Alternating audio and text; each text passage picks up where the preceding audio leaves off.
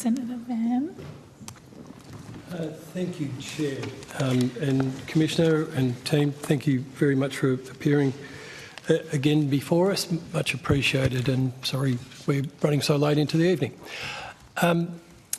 Commissioner, earlier in the day I tabled some correspondence, in particular a letter to you dated 20 January 2025 from the Australian Federal Police Association's Chief Legal Counsel, Giles Snedker.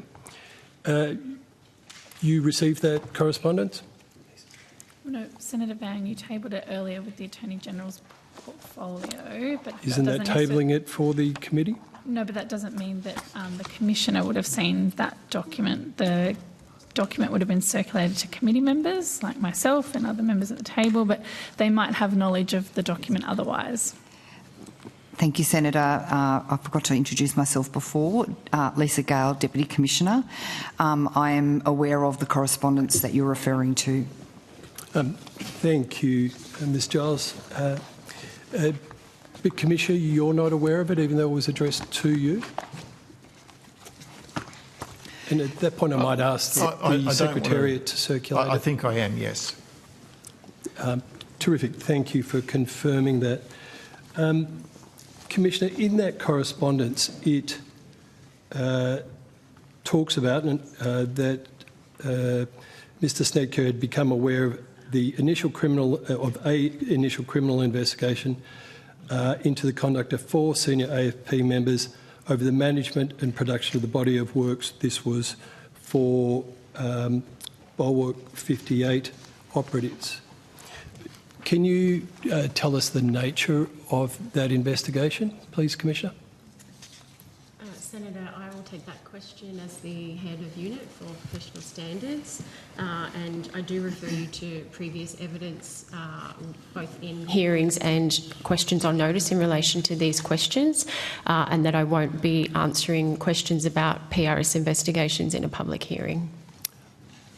Not even general ones. These aren't specific ones.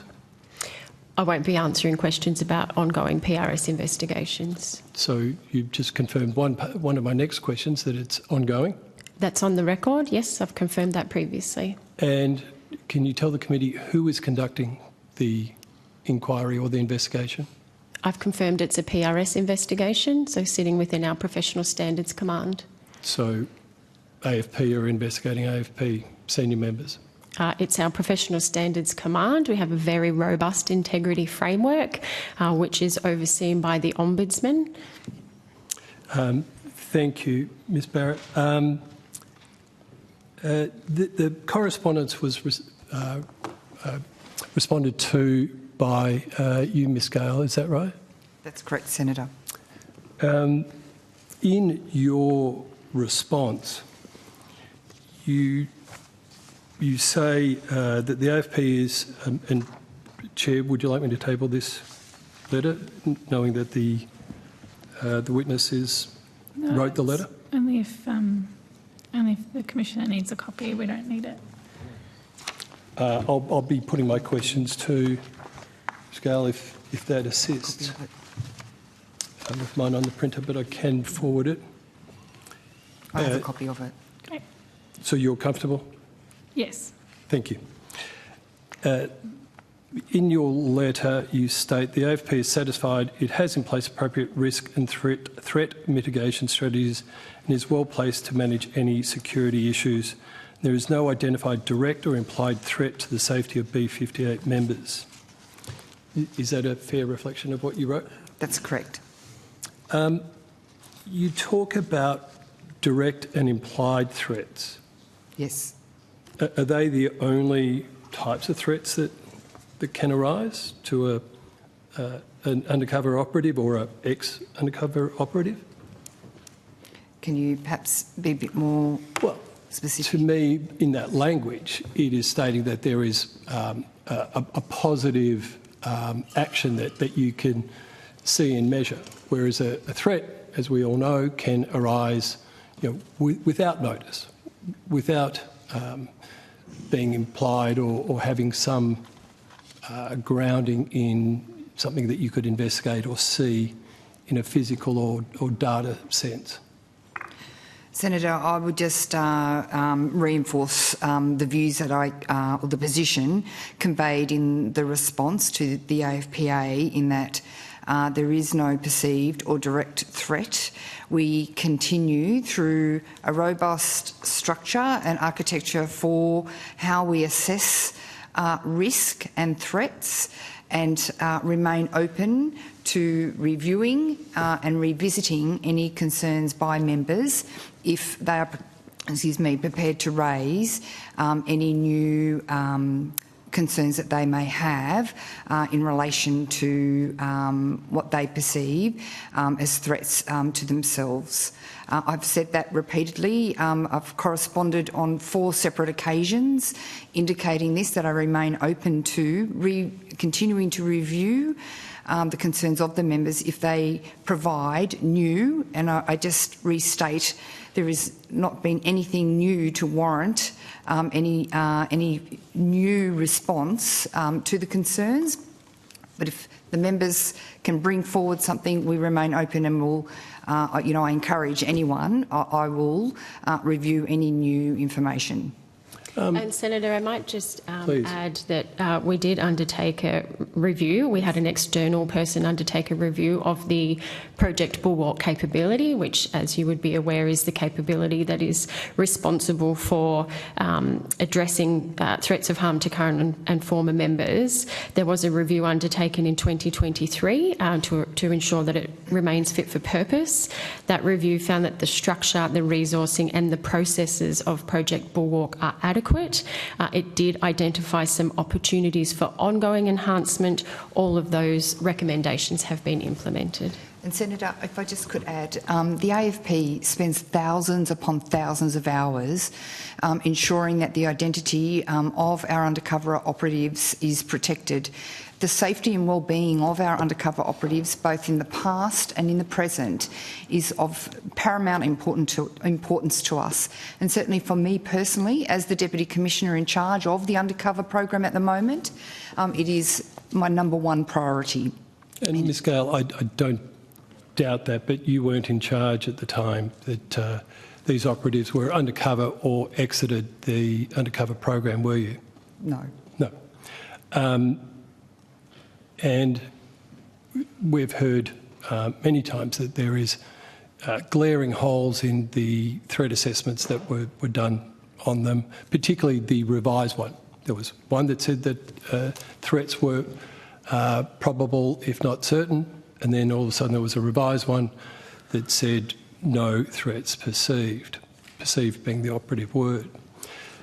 In that revised threat assessment, why were why was organised crime and outlaw motorcycle gangs removed as threat vectors? Senator, I'll refer you back to my comment earlier. We have given previous evidence in relation to this matter, both in hearings and questions on notice, and I have Ms. Barrett, repeatedly said that I am uncomfortable discussing these matters in a public hearing for 2 reasons. One is it goes to the methodology of a very sensitive capability which is charged with protecting our members both now and into the future. Second, it goes to an ongoing PRS investigation, and my responsibility with the PRS investigation is to the complainants who have made the complaint to the AFP and have trusted us to investigate it with integrity, and that's what we're doing. So I'm not comfortable having anything further on the public record for those 2 reasons. Ms Barrett, firstly, I haven't asked this question before, so you cannot claim that. Secondly, the investigation started well after I started asking questions of the organisation about this. So on both those legs, your claim falls over. Now, at the time when these operatives exited, there was no meaningful exit strategy, was there? Senator, my position remains the same. I'm not comfortable answering these questions in a public hearing for the reasons that I've outlined. Ms Barrett, I know you're not comfortable. This must be a very uncomfortable situation for the AFP.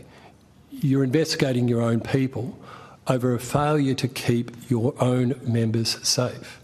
That would be very uncomfortable.